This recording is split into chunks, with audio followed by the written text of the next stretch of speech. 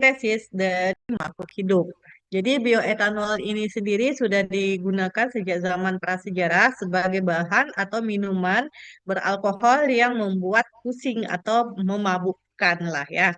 Jadi di sini campuran dari bioetanol ini mendekati kemurnian untuk pertama kali ditemukan seorang Muslim di mana dia mengembangkan proses destilasi terhadap makhluk hidup sehingga dia dapat menghasilkan alkohol, namanya adalah Khalifah Abasyid. Kemudian setelah kekhalifahan Abasyid ini ditemukan lagi atau dibuat lagi sintesis etanol oleh Anthony Lavoisier, di mana dia menentukan atau menganalisis senyawa yang terbentuk dari karbon, hidrogen, dan oksigen. Tahun 1808, Nicholas Stauder dan Sod dapat menentukan rumus dari kimia etanol. Jadi C2H5OH ditentukan atau dibuat oleh Nicholas Stauder tahun 1800. Kemudian 1850 Scott Cooper menerbitkan rumus bangun etanol. Jadi dari rumus struktur dibuatlah rumus bangun dari etanol. Salah satunya ditemukan tahun 1858 ini adalah rumus bangun dari etanol. Etanol pertama kali dibuat secara sintetis tahun 1829 oleh Henry Henle dan Cerulas di Prancis. Jadi ini adalah sejarah dari perkembangan bioetanol.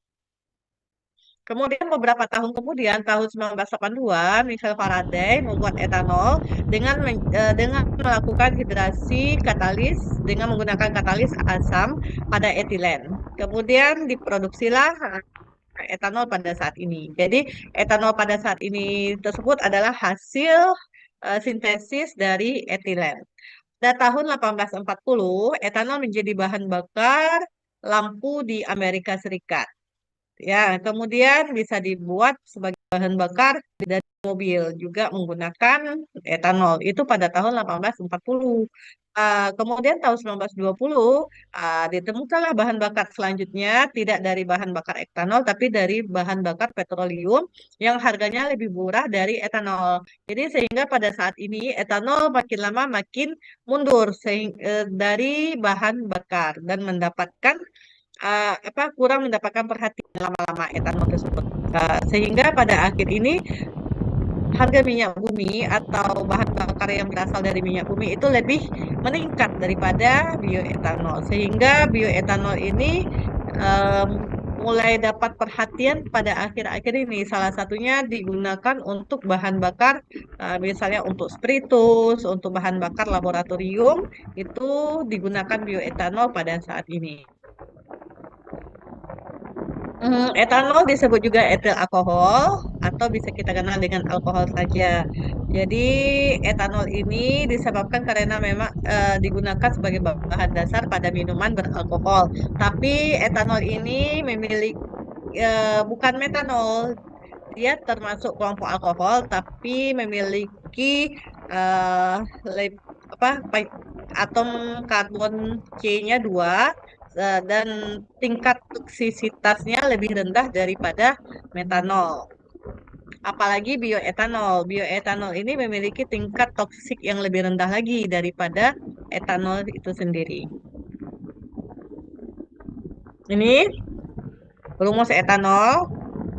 Mungkin kalian sudah kenal etanol dari kimia organik.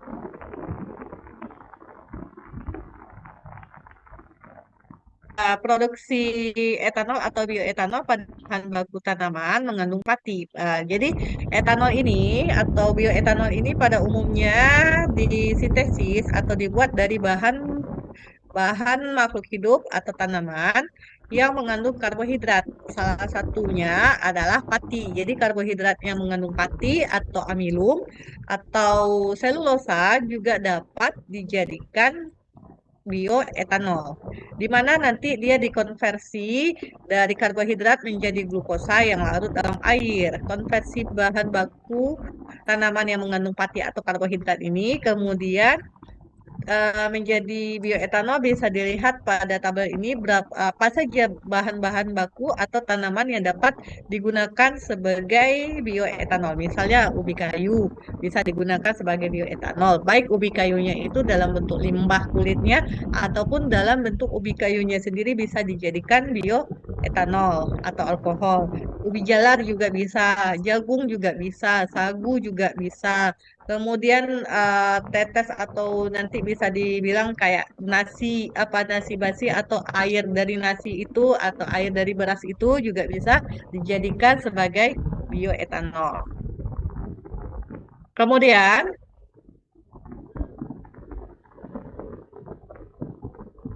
glukosa dapat dibuat dari pati-patian. Proses pembuatannya dibedakan berdasarkan zat pembantu yang digunakan. Misalnya dengan menggunakan hidrolisis asam atau dengan menggunakan hidrolisis enzim. Kalau menggunakan enzim itu biasanya kita kenal dengan fermentasi kan.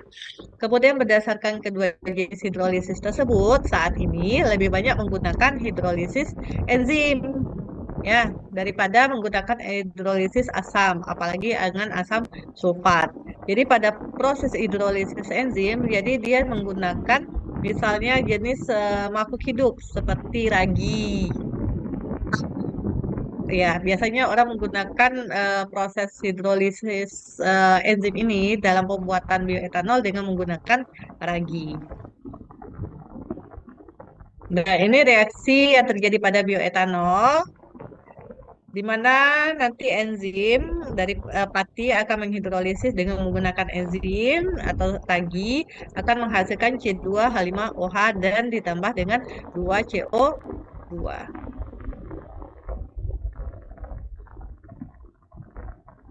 Nah, proses dari pembuatan bioetanol ini yang pertama kali itu kita harus melakukan proses gelatinasi. Ya, proses gelat bentar, kemudian. Nah, proses gelatinasi ini mau saya geser ini.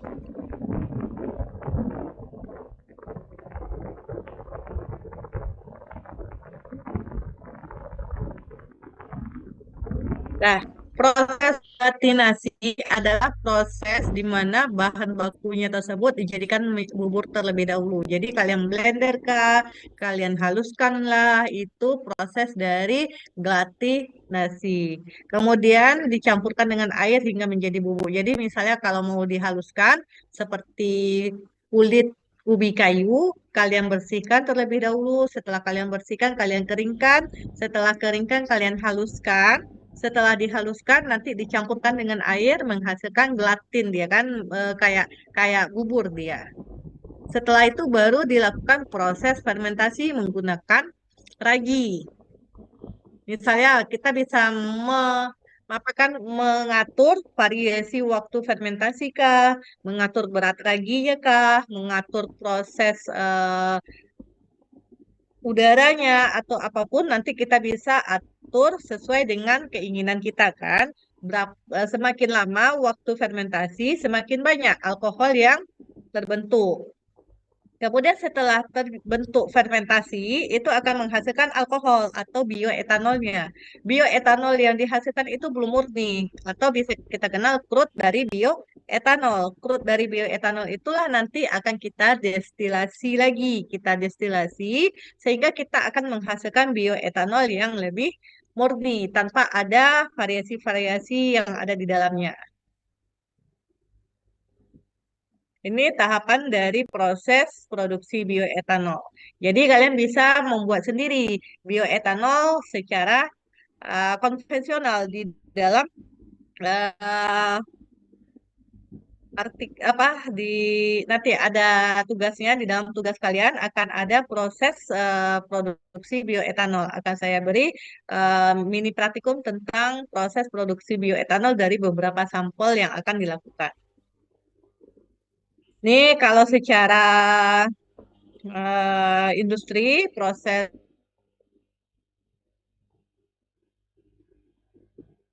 mesin-mesin yang lumayan banyak.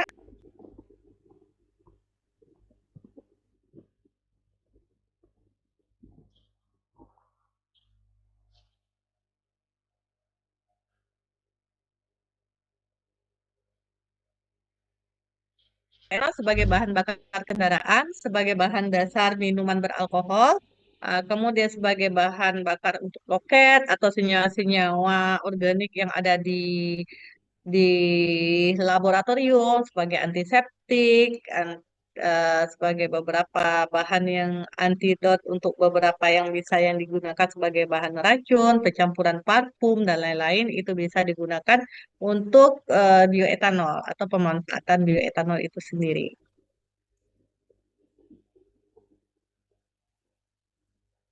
Nah, untuk pengembangan bioetanol di Indonesia sendiri itu sudah ada tahun 1986. Ya, dia pembuatan produksi bioetanol pertama kali digunakan ubi jalar. Namun sampai saat ini perkembangan dari produksi bioetanol semakin tipis. Kenapa demikian? Kita bisa tanyakan sendiri pada diri kita, kenapa pengembangan bioetanol di Indonesia itu sudah tidak menarik lagi. Gitu.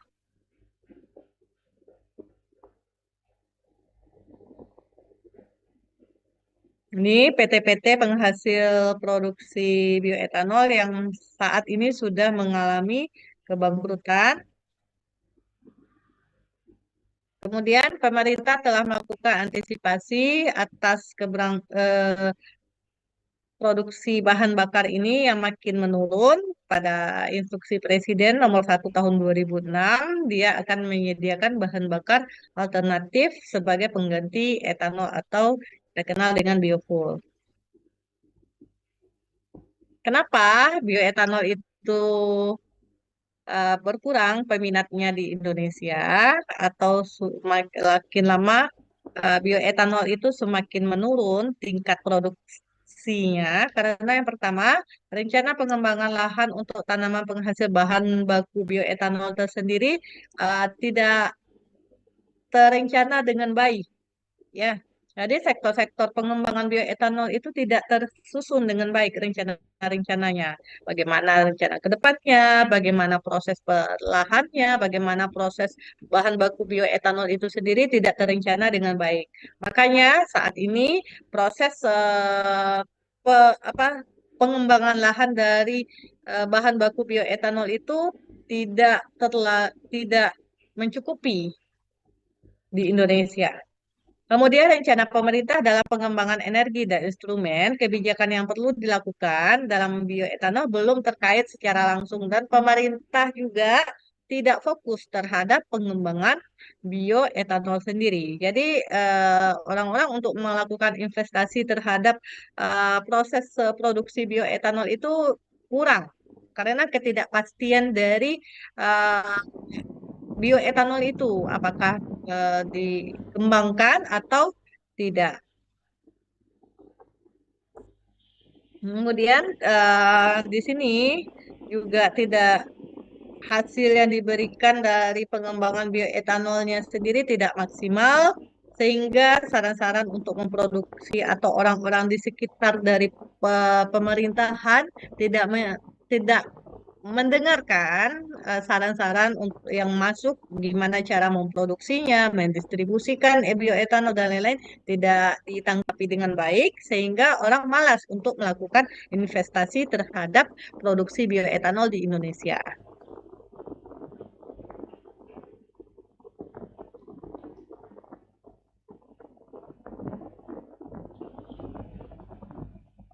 Padahal untuk potensi bioetanol di Indonesia ini cukup bagus karena lahan Indonesia itu cukup subur untuk penanaman sumber-sumber bahan baku dari produksi bioetanol. Makanya harusnya pemerintah bisa menggiatkan untuk melakukan penanaman terhadap bahan baku bioetanol. Apalagi untuk lahan-lahannya disediakan lahan-lahan yang bagus untuk penanaman. Tapi sekarang lahan-lahan untuk penanaman bahan baku bioetanol sudah beralih fungsi menjadi lahan-lahan untuk pembangunan, pembangunan misal perumahan, kemudian pembangunan gedung dan lain-lain. Sehingga lahan-lahan untuk penanaman produksi bioetanol ini sendiri sudah berkurang.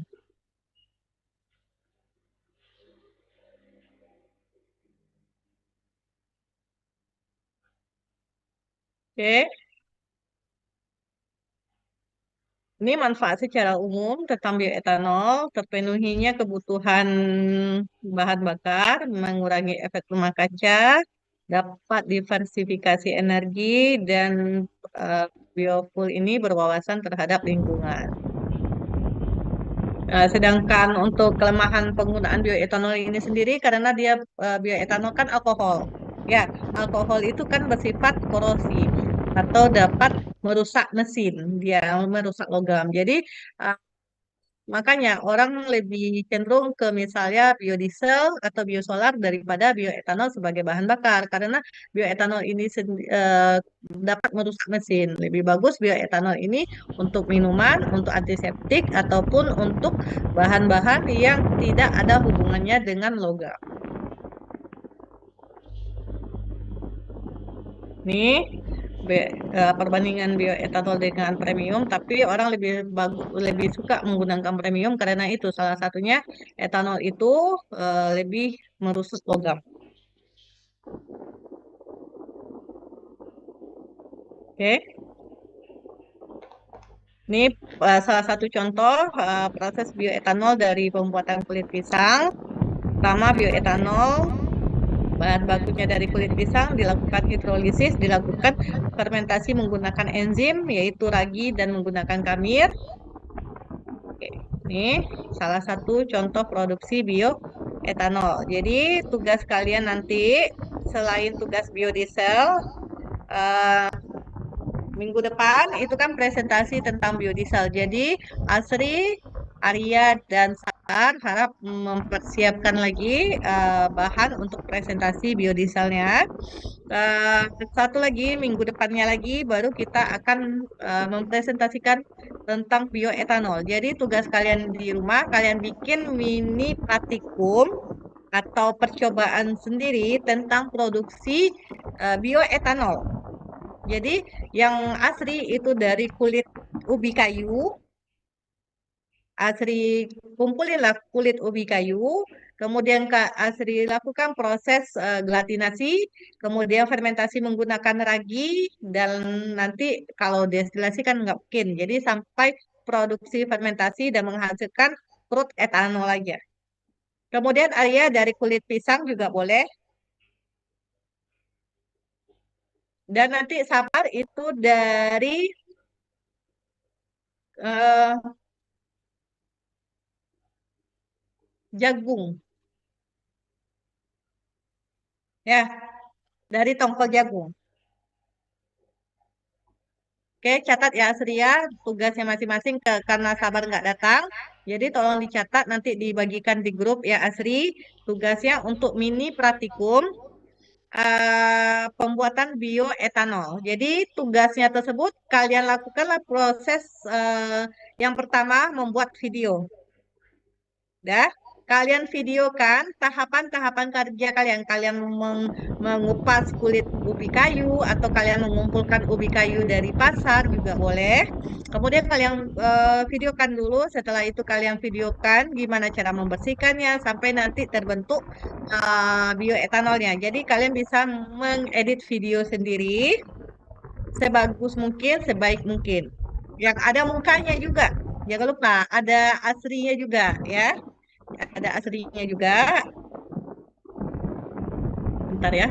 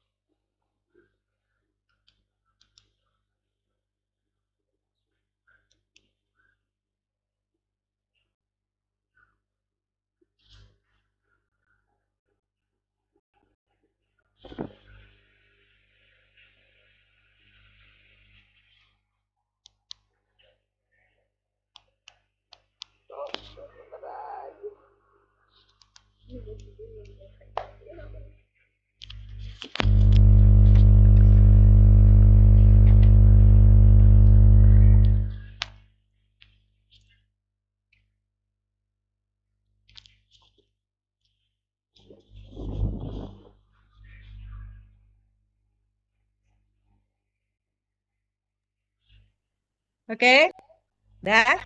Nanti hasilnya video tersebut itu berdurasi 5 menit atau berkapasitas 5 megabyte. Nanti kalian upload di Google Drive, nanti akan saya share Google Drive-nya. Kalian upload di link Google Drive yang sudah saya berikan. Tugas satu juga itu PowerPoint dari biodieselnya kalian. Karena saya belum share juga itu eh, eh, link Google Drive-nya. Oke? Nah, untuk hari ini mungkin sampai di sini dulu. Saya tutup. Assalamualaikum warahmatullahi wabarakatuh. Waalaikumsalam Salam. warahmatullahi wabarakatuh. Terima Terima kasih, kasih, Bu. Bu. Ya.